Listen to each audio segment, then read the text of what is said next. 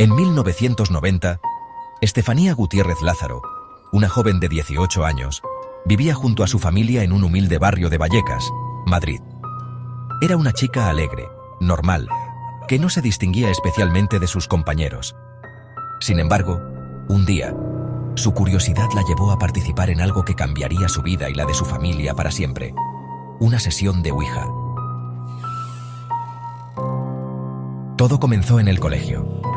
Estefanía y un grupo de amigas decidieron llevar a cabo una sesión de Ouija durante el recreo. Una de las chicas quería contactar con su novio fallecido recientemente en un accidente de moto. Convencidas de que podrían hablar con él, comenzaron el ritual. Utilizaron un tablero improvisado y un vaso como indicador. Durante la sesión, según relataron posteriormente las amigas, ocurrió algo extraño. Una profesora entró inesperadamente al aula y, al darse cuenta de lo que estaban haciendo, rompió el tablero bruscamente. En ese instante, un humo extraño emergió del vaso y Estefanía lo inhaló de forma accidental. Fue entonces cuando todo comenzó a descontrolarse. Días después de la sesión, Estefanía empezó a comportarse de forma extraña. Se quejaba de que veía sombras oscuras y alargadas que la seguían por la casa. Aseguraba escuchar voces que la llamaban por su nombre, susurrando cosas que nadie más podía oír. Su salud física también comenzó a deteriorarse. Sufría ataques de ira, convulsiones y episodios de pérdida de conciencia que los médicos no podían explicar. A pesar de las consultas y pruebas médicas, los doctores no encontraron ninguna causa aparente para sus síntomas. Mientras tanto, su familia estaba cada vez más preocupada. Las noches en casa se convirtieron en un infierno. Estefanía gritaba en medio de la noche diciendo que alguien la estaba atacando, que seres se acercaban a ella mientras dormía. Incluso llegó a intentar atacar a sus hermanos pequeños durante un episodio de lo que parecía ser una crisis. El 14 de julio de 1991, Estefanía sufrió su peor crisis. En medio de convulsiones y alucinaciones, colapsó. Su familia la llevó de urgencia al Hospital Gregorio Marañón, pero nada pudieron hacer. Estefanía murió esa misma noche. La autopsia no encontró una causa clara de su muerte, describiéndola como muerte súbita y sospechosa. Su partida dejó a la familia devastada y sumida en el misterio. Después de la muerte de Estefanía, la familia Gutiérrez Lázaro comenzó a experimentar eventos extraños en su hogar. Estos fenómenos se hicieron cada vez más intensos con el tiempo. Las puertas de los armarios se abrían y cerraban solas, como si una fuerza invisible las empujara. Los objetos se movían por sí mismos.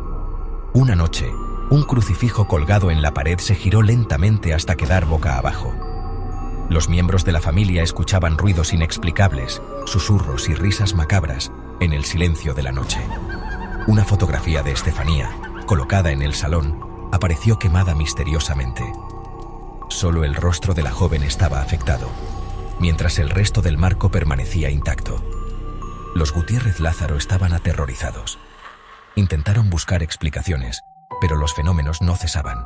La madre, Concepción, aseguraba que sentía la presencia de su hija en la casa, pero no siempre como algo amable.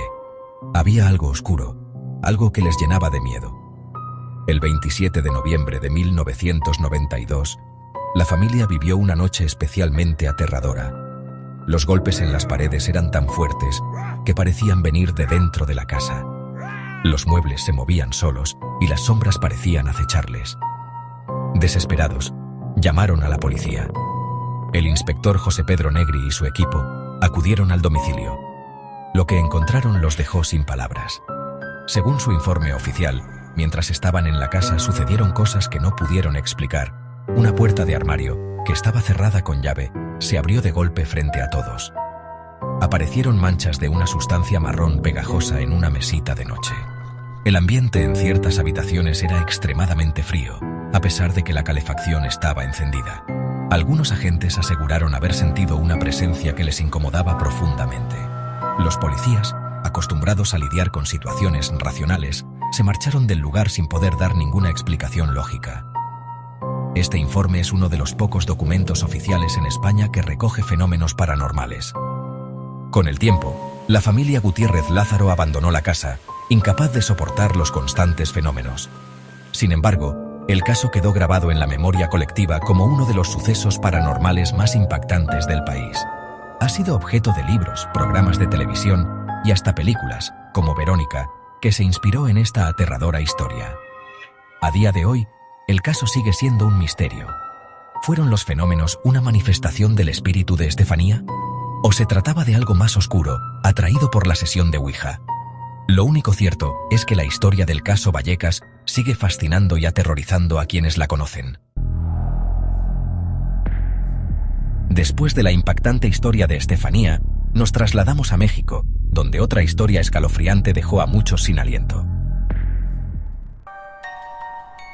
Esta escalofriante historia ocurrió en México en el año 2014, y aunque muchos detalles son difíciles de verificar por completo, los relatos han causado impacto en quienes la escuchan, convirtiéndose en una leyenda urbana moderna. Todo comienza con un grupo de adolescentes y una inocente curiosidad hacia lo sobrenatural.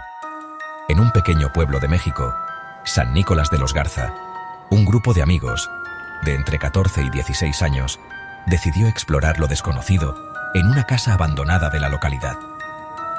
Habían escuchado rumores de que ese lugar estaba maldito y que nadie se atrevía a entrar de noche. Motivados por la adrenalina y la emoción, llevaron consigo un tablero de Ouija casero, elaborado a mano con papel y utilizando un vaso como indicador. Al caer la noche, encendieron velas y se dispusieron a comenzar la sesión. Desde el principio, algo no parecía estar bien. El ambiente era pesado, y el silencio en el lugar era inquietante, roto únicamente por el crujir de la madera del viejo piso. Los jóvenes comenzaron a hacer preguntas al tablero, pero al principio no obtuvieron respuestas. Sin embargo, tras insistir, el vaso comenzó a moverse. Todos juraron no estar empujándolo. El tablero deletreó un nombre que ninguno de ellos conocía y acto seguido empezó a responder preguntas. Preguntaron si había alguien en la casa y la respuesta fue clara: sí. Lo que siguió fue aún más perturbador. Uno de los jóvenes, al que llamaremos Miguel para preservar su anonimato, preguntó en broma: ¿qué nos va a pasar a nosotros? La Ouija comenzó a moverse rápidamente, deletreando: muerte. El grupo, asustado pero incrédulo, continuó preguntando quién sería la víctima. Una vez más, el tablero señaló el nombre de Miguel. Los amigos intentaron reír para calmarse, pero Miguel insistió en seguir preguntando. ¿Cuándo?, dijo con voz temblorosa. La Ouija respondió: pronto. Esa fue la gota que colmó el vaso.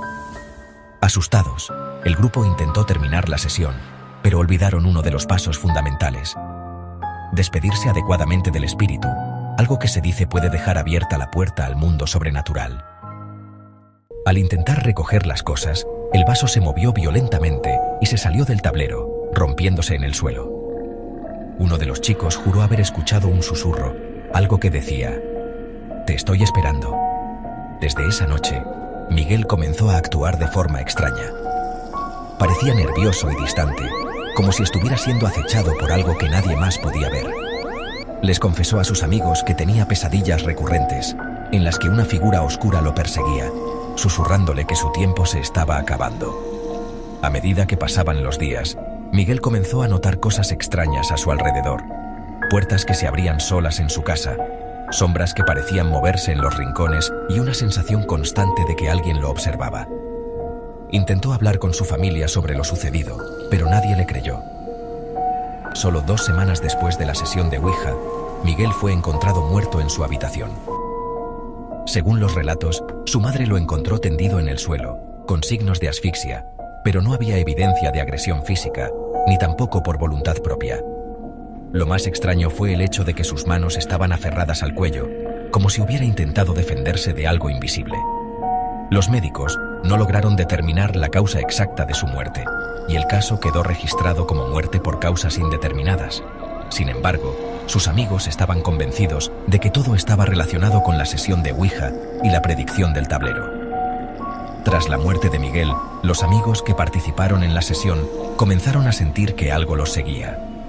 Uno de ellos afirmó que escuchaba su nombre en la oscuridad, y otro dijo que soñaba con Miguel, quien en sus sueños les pedía que cerraran el portal. La historia de Miguel se extendió rápidamente por el pueblo, generando temor y una advertencia clara. Nunca jugar con la Ouija, especialmente si no se respetan las reglas.